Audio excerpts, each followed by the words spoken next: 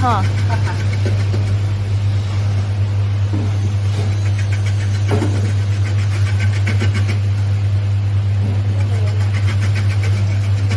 Cái này mà còn nguyên đá là xay cắt là nó nẻ dao này. Chú ý vậy đó, chú ý. Tại em đi xa dùng cái hàng này nó cứng chút, thôi bỏ vô cái thau cho nó Không người cắt được, cái này là cắt. đổ hết lần.